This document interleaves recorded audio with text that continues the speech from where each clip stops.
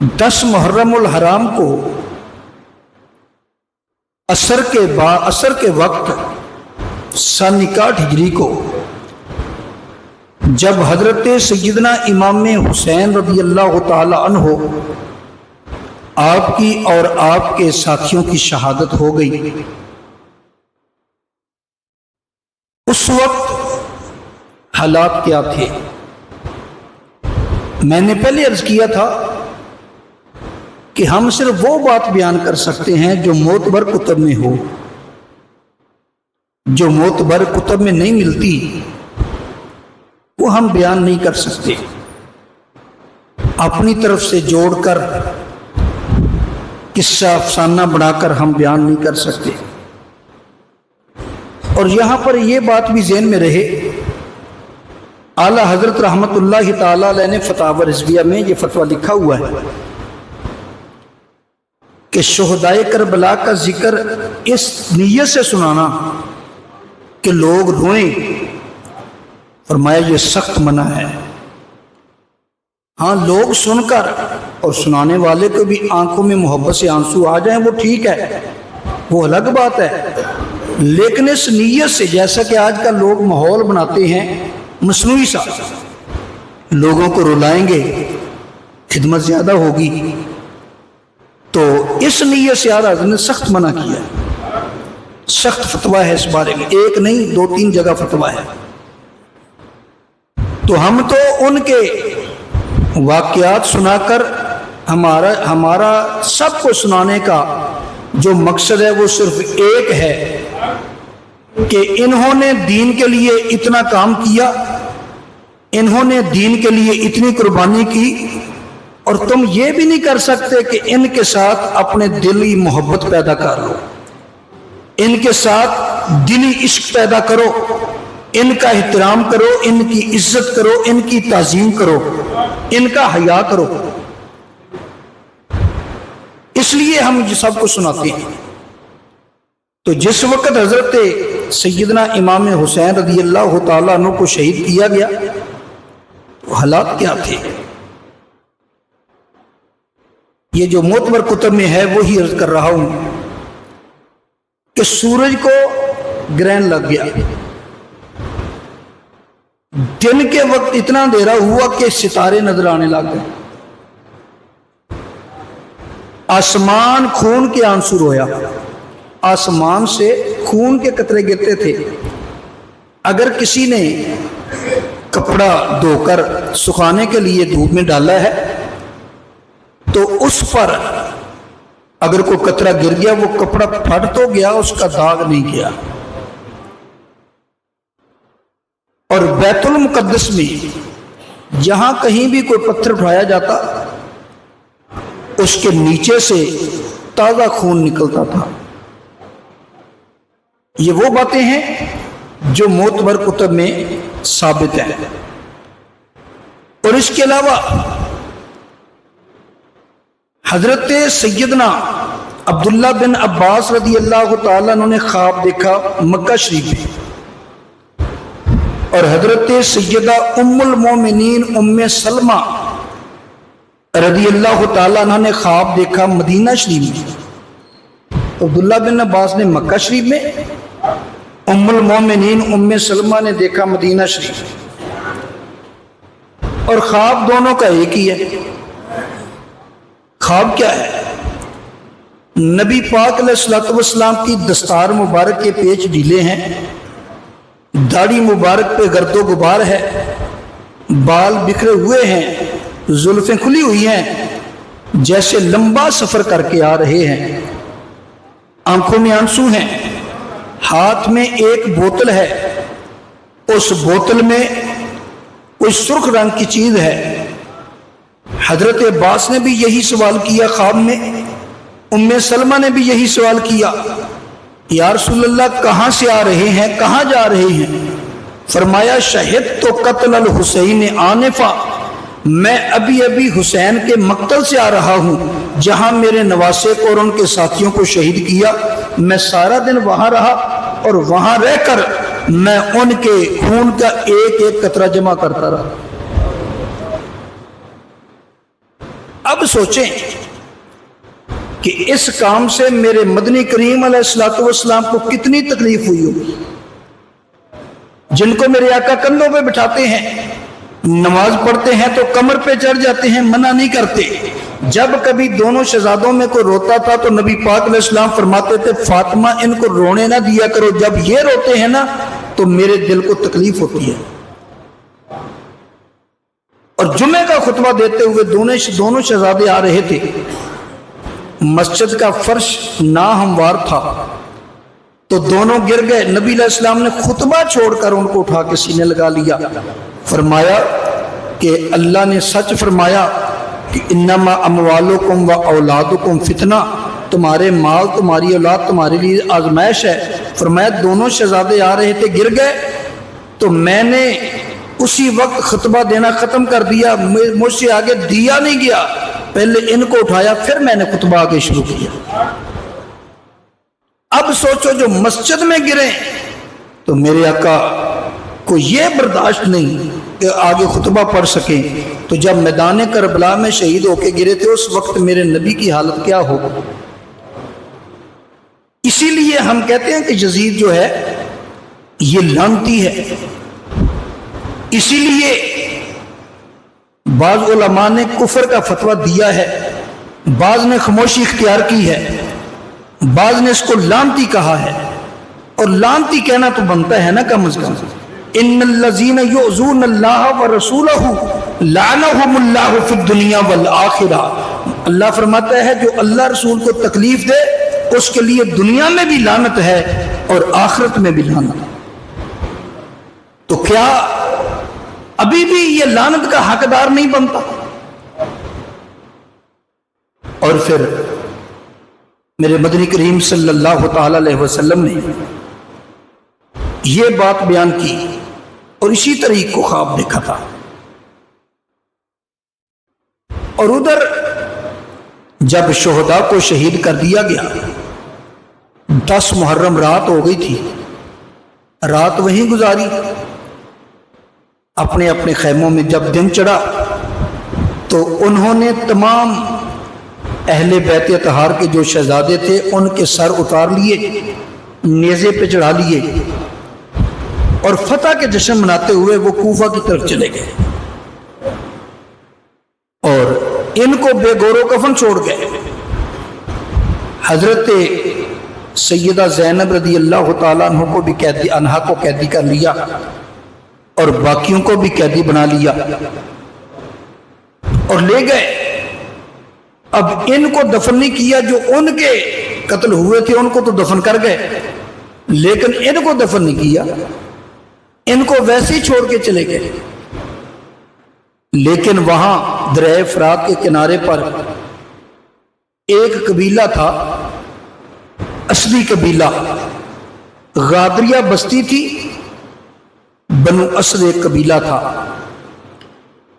تو ان لوگوں نے ان کے جانے کے بعد ان تمام کو دفن کیا بڑے احترام کے ساتھ۔ اب یہ چلے گئے، کوفہ پہنچ گئے۔ جب کوفہ پہنچے تو رات ہو چکی تھی، تو انہوں نے سوچا کہ اب ہم اپنے اپنے گھروں میں آرام کرتے ہیں، جب دن ہوگا نا پھر گورنر ہاؤس میں جائیں گے، عبید اللہ ابن زیاد کے سامنے جائیں گے۔ تو حضرت امام حسین رضی اللہ تعالیٰ عنہ کا جو سر انور تھا نا وہ خولی بن یزید کے پاس تھا، خولی کے پاس۔ تو وہ اپنے گھر لے گیا، گھر لے جا کر ایک جگہ رکھ کر اوپر برتن رکھ دیا۔ تو گھر والی کہنے لگی یہ کیا ہے؟ کہنے لگا یہ بہت بڑا خزانہ ہے، اس کے بدلے ہمیں اتنا خزانہ ملے گا، اتنا انعام ملے گا کہ ساری زندگی بیٹھ کر کھائیں گے، ہم سے ختم نہیں ہوگا۔ وہ کہنے لگی بتا تو صحیح کیا ہے؟ کہنے لگا یہ حسین ابن علی کا سر ہے۔ وہ بڑی حیران ہوئی اور پریشان ہوئی، کہنے لگی ہے ظالم لوگ تو گھروں میں کوئی چیز لے کر آتے ہیں، فروٹ لے کر آتے ہیں، کوئی اور چیز لے کر آتے ہیں، اور تو لے کر آیا تو فاطمہ کے لال کا سر لے کر آیا. اب تو اس قابل نہیں ہے کہ میں تیرے ساتھ رہ سکوں. میرے بھائی حضرت نبی پاک علیہ الصلوۃ والسلام کے شہزادے امام حسین رضی اللہ تعالیٰ عنہ کا سر انور جس نے برتن کے نیچے رکھا ہوا تھا، آدھی رات کو اس کی بیوی جس کا نام نوار تھا، نوار اٹھ کے باہر آئی تو دیکھا سر انور سے نور کی شعائیں نکل کر آسمانوں کی طرف جا رہی تھی. کہنے لگی ہے ظالم دیکھ، اور چھوٹے چھوٹے پرندے اس نور کی روشنی میں کھیل رہے تھے. تو اس نے اسی وقت ہی اگلے دن ہی اپنی جان چھڑا لی. اس نے کہا میں تو تیرے ساتھ نہیں رہ سکتا. اب دن چڑھا. جب دن چڑھا تو سارے لوگ عبید اللہ ابن زیاد کے پاس پہنچ گئے. عبید اللہ ابن زیاد کے سامنے جب تھال میں رکھ کر سر حسین رکھا گیا اس کے میز پر، اس کے ہاتھ میں ایک چھڑی تھی جو گورنر کے پاس ہوتی ہے. وہ سیدنا امام حسین رضی اللہ تعالیٰ عنہ کے دانتوں پر لگا رہا تھا. کہنے لگا حسین تو کتنا حسین تھا، لیکن ہماری بات نہیں نہ مانی تو تجھے یہ دن دیکھنا پڑا. جب اس نے دانتوں مبارکوں کو، ہونٹوں مبارکوں کو چھڑی لگائی تو اس وقت اسی جگہ نبی پاک علیہ السلام کے ایک صحابی حضرت سیدنا زید ابن ارقم رضی اللہ تعالیٰ عنہ موجود تھے. اٹھ کے کھڑے ہو گئے، فرمانے لگے او ابن مرجانہ. یہ مرجانہ عبید اللہ ابن زیاد کی ماں کا نام تھا. عرب والوں میں یہ رواج تھا جب کسی پر غصہ آتا تو اس کی ماں کا نام لیتے. فرمایا او ابن مرجانہ، فرمایا تجھے پتہ نہیں جس جگہ پہ تو چھڑی لگا رہا ہے اس چھڑی کو پیچھے کر. وہ جس جگہ پہ تو چھڑی لگا رہا ہے اسی جگہ پہ میں نبی پاک علیہ الصلوۃ والسلام کو بوسے لیتے ہوئے دیکھا. تو چھڑی لگاتا ہے. حضرت انس رضی اللہ تعالیٰ عنہ فرماتے ہیں اب یہ بات کہ سر انور عبید اللہ ابن زیاد کے سامنے لایا گیا کہ نہیں لایا گیا، یہ بات اتنی پکی ہے، البدایہ پر نہایہ میں تو ہے ہی. یہ بات تو حضرت انس بن مالک رضی اللہ تعالیٰ عنہ روایت کرتے ہیں. حدیث صحیح بخاری شریف جلد 1 صفحہ 520 پر بھی یہ بات موجود ہے کہ سر حسین کو عبید اللہ ابن زیاد کے سامنے رکھا گیا تھا. یہ بات تو بخاری شریف میں بھی ہے. اب یہ الگ بات ہے وہاں حضرت زید بن ارقم والی بات بخاری میں نہیں ہے. یہ البدایہ والنہایہ میں جلد 8 صفحہ 190 پر ہے. حضرت زید بن ارقم رضی اللہ تعالیٰ عنہ نے فرمایا او ظالم اپنا چھڑی پیچھے کر، تجھے پتہ نہیں جہاں تو لکڑی لگا رہا ہے اس جگہ پر میں نے نبی پاک علیہ الصلوۃ والسلام کو بوسے دیتے ہوئے دیکھا. کہنے لگا اگر تو بوڑھا نہ ہوتا تو میں تجھے بھی قتل کروا دیتا. تیرا بڑھاپا رکاوٹ ہے تجھے قتل کروانے میں. تو حضرت سیدنا زید ابن ارقم رضی اللہ تعالیٰ عنہ اٹھ کے تو کھڑے ہوئے تھے. کہنے لگے کوفیوں تم نے اچھا نہیں کیا، تم نے ان ظالموں کو اپنے اوپر مسلط کر لیا. یہ تمہارے اچھوں کو قتل کریں گے، بروں کو سنبھالیں گے، بروں کو چھوڑیں گے. حضرت زید بن ارقم یہ کہتے ہوئے رو کر وہاں سے اٹھ کے چلے گئے. تو یہ ہے زید بن ارقم. اب عبید اللہ ابن زیاد کہنے لگا کہ مسجد کے اندر کوفے کی جامع مسجد میں ایک بڑا اجتماع کیا جائے، لوگوں کو اکٹھا کیا جائے، میں خطاب کرنا چاہتا ہوں. اب اکٹھے ہو گئے. اب عبید اللہ ابن زیاد جو گورنر تھا کوفے کا وہ کھڑا ہو گیا خطاب کے لیے.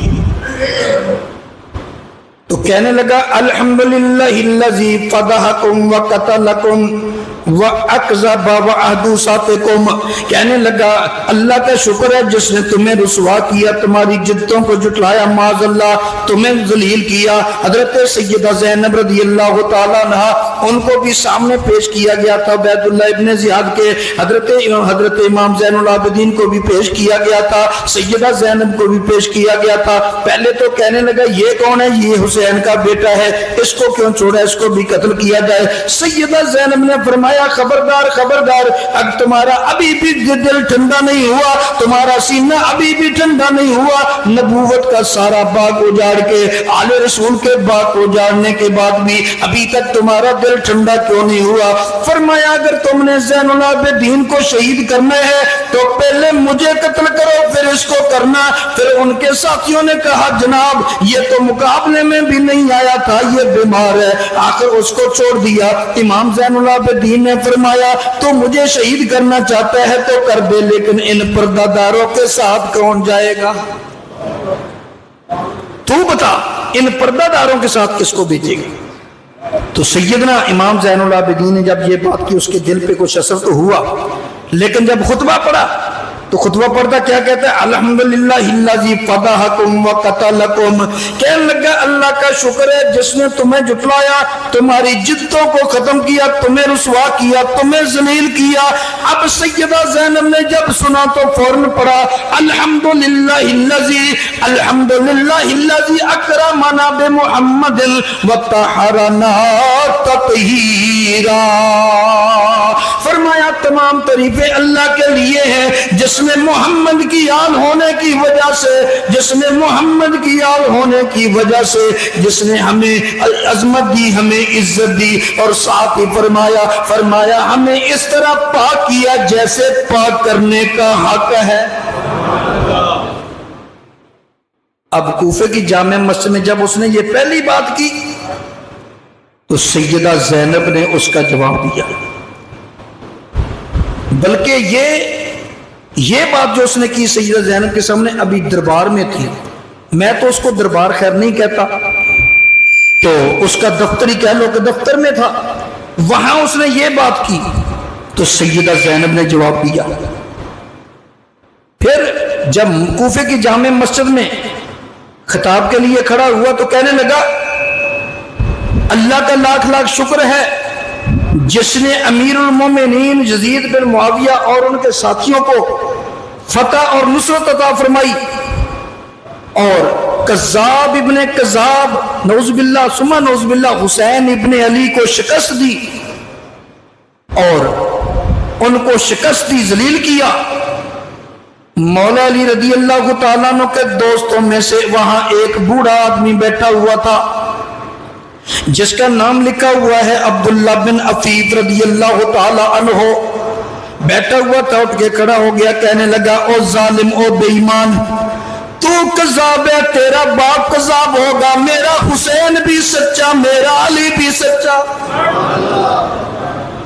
اب دیکھیں جس کو موقع ملا اس نے اپنا جذبہ دکھایا، اپنی دلیری دکھائی، اپنی بہادری دکھائی۔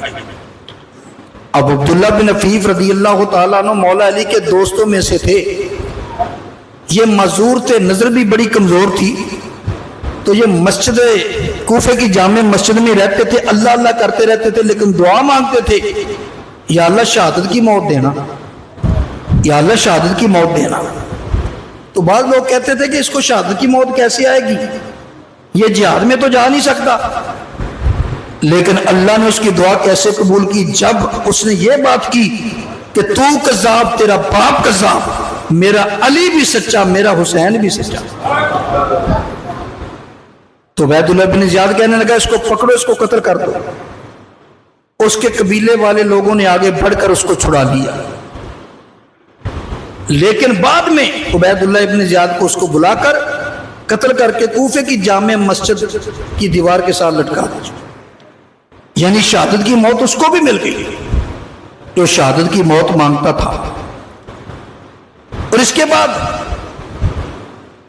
عبید اللہ ابن زیاد نے کہا ان کو ذرا چکر لگواؤ کوفے میں، کوفے کی گلیوں بازاروں میں چکر لگاؤ، اس لیے لگواؤ جہاں چوک آ جائے وہاں کھڑے ہو جاؤ, وہاں لوگوں کو تعارف کرواؤ, لوگوں جو نبی کی یال ہے, دیکھو جس کا ہم کلمہ پڑھتے ہیں اس کی یال ہے, انہوں نے یزید کی بیعت نہیں کی, یزید کے ساتھ بغاوت کر دی, ہم نے ان کو معاف نہیں کیا, کوئی اور کرے گا تو ہم اس کو کیسے چھوڑ سکتے ہیں.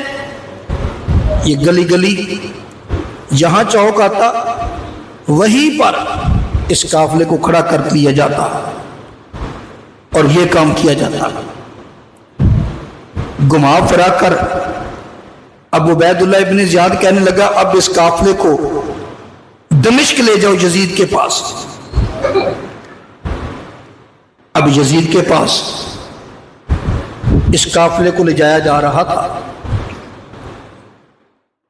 دمشق کے راستے میں ایک عیسائیوں کا گرجا تھا. اس گرجے میں ایک عیسائی پادری بڑا عالم تھا, آسمانی کتابوں کا عالم تھا, وہ رہتا تھا.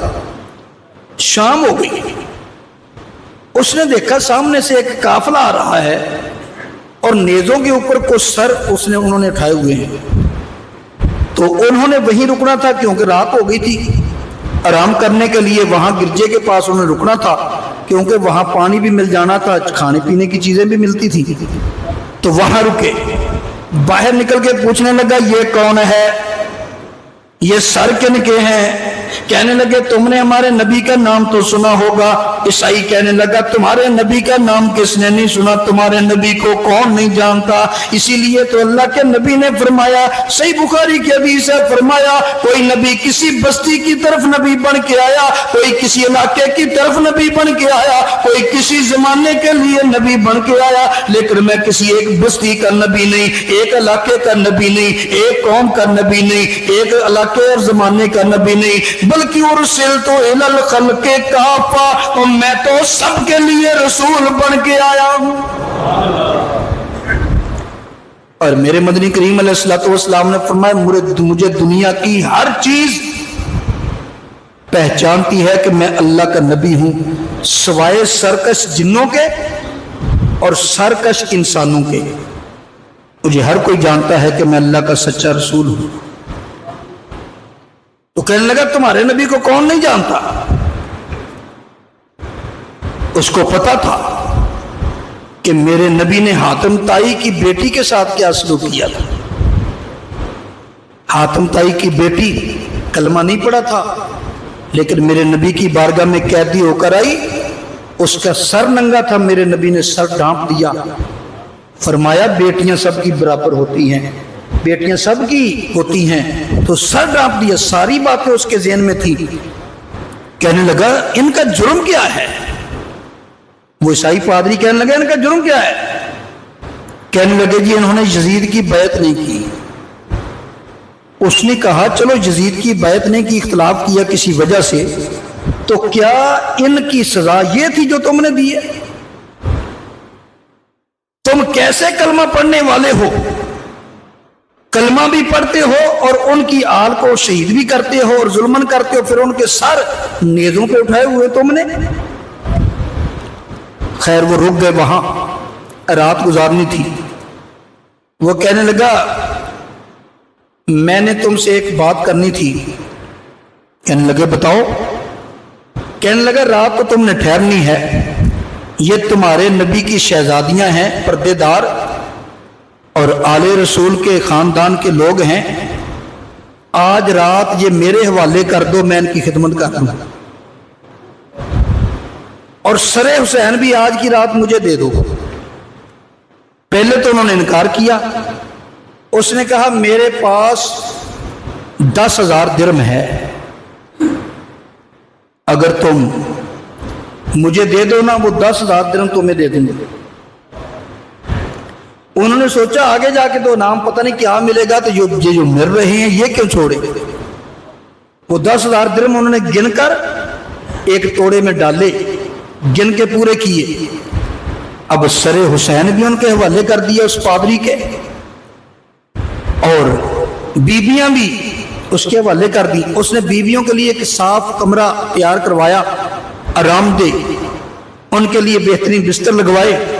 کہنے لگا ہاتھ باندھ کے کھڑا ہو گیا, کہنے لگا پردے دار بیویوں میں اگرچہ کلمہ نہیں پڑھا میں نے، لیکن تمہارے نانا جی کی عظمت کو میں بھی مانتا ہوں، جس خاندان سے تمہارا تعلق ہے وہ اس خاندان کا احترام میں بھی کرتا ہوں، اس لیے ساری رات جس چیز کی تمہیں ضرورت پڑے تم نے بتانا، تمہیں فوراً دیا جائے گا۔ بہترین کھانا پکا کے ان کو کھلایا گیا، اور اس نے کہا کسی چیز کی ضرورت پڑے تو بتانا، تمہارے لیے فوراً حاضر کر دی جائے گی، اور تم آرام کرو، تم نے بڑا سفر کیا ہے، ابھی تمہارے سفر باقی ہیں۔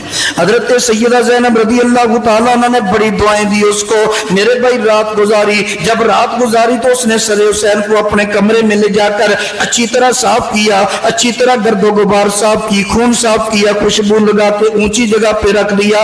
اب سوچ رہا تھا ان ظالموں نے کیا کیا، اور وہ سوچا کرتا تھا میں بھی نبی علیہ السلام کے نواسے کو ملوں گا، اگر میرے کچھ مسئلے ہیں ان کا جواب مجھے دے دیں گے، سمجھا دیں گے، مجھے مطمئن کر دیں گے تو میں بھی کلمہ پڑھ کے مسلمان ہو جاؤں گا، لیکن وہ موقع نہ مل سکا۔ ادھر میرے نبی کی حدیث سنتے جاؤ، نبی پاک علیہ السلام نے فرمایا جس کسی نے میرے خاندان کے ساتھ کوئی بھی نیکی کی، فرمایا اس وقت تک قیامت کے دن جب ملے گا اس کو میں اس نیکی کا بدلہ میں خود دوں گا۔ فرمایا میں خود دوں گا۔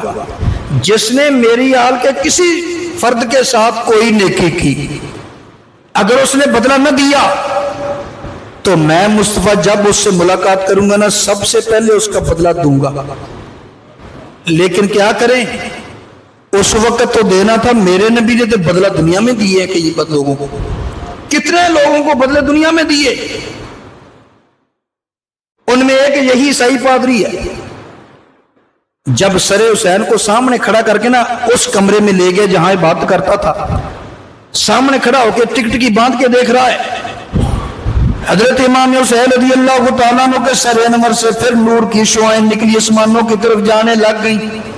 کہنے لگا اس کا جسم کہاں ہے، سر یہاں ہے، اور سر انور سے نور کی شعائیں نکلتی ہیں۔ کہنے لگا اشہد اللہ الہ الا اللہ و اشہد ان محمد رسول اللہ۔ کوئی آیا پا کے چلا گیا، کوئی آیا پا کے چلا گیا، کوئی عمر بل بھی نہ پا سکا، کوئی عمر بل بھی نہ پا سکا، میرے مولا تجھ سے گلا نہیں جی، میرے مولا تجھ سے گلا نہیں، یہ تو اپنا اپنا نصیب ہے، میرے مولا تجھ سے گلا نہیں۔ تو میرے نبی نے کیا کرم کیا، اسی وقت کلمہ نصیب ہو گیا اس کو، اور اس نے گرجے کو چھوڑ دیا، مسلمان ہو گیا، اور اگلی زندگی اس نے مسلمان بن کر گزاری۔ اس کی ایک مثال اور دیتا جاؤں ساتھ، السعادۃ الدارین میں علامہ نبہانی نے نقل کیا، السعادۃ الدارین جو کتاب ہے یہ درود پاک کے فضائل میں ہے، علامہ نبہانی بہت بڑے محدث ہیں، انہوں نے بھی نقل کیا، اور اگر آپ اردو پڑھنا چاہیں تو السعادۃ الدارین سے ہی لے کر ہمارے آقا نعمت فقیہ اثر حضور قبلہ مفتی محمد امین صاحب رحمۃ اللہ علیہ، آپ نے آب کوثر میں بھی نقل کیا اسی سعادت الدارین کے حوالے سے۔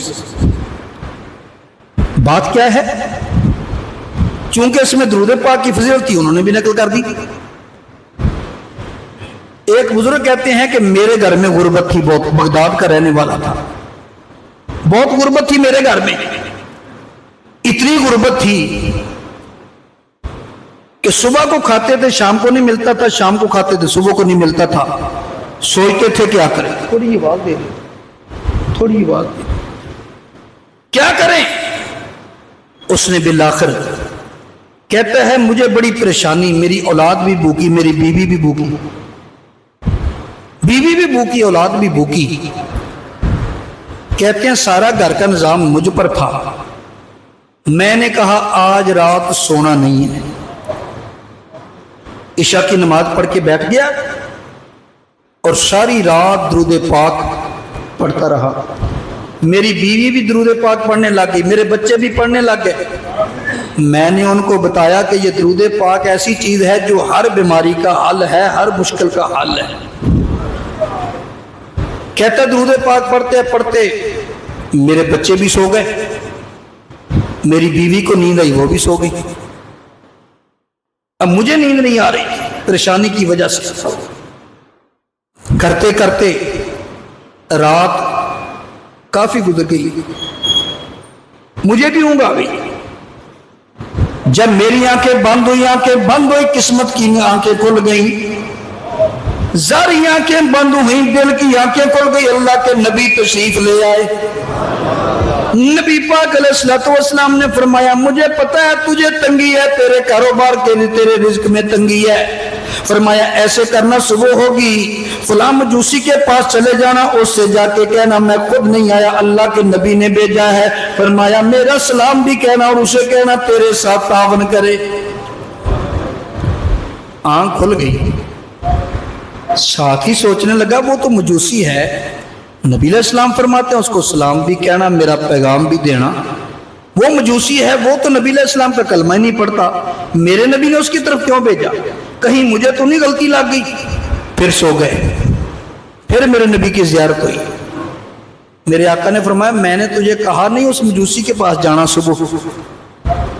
आका वो तो मजूसी है, उसके पास? फरमाया हाँ तुझे मैं भेज रहा हूं, जा उसके पास। दिन चढ़ा, मजूसी बहुत अमीर आदमी था, करोड़ा अरबपति था, उसको कौन नहीं जानता था। चला गया, उसके नौकरों ने कहा बताओ।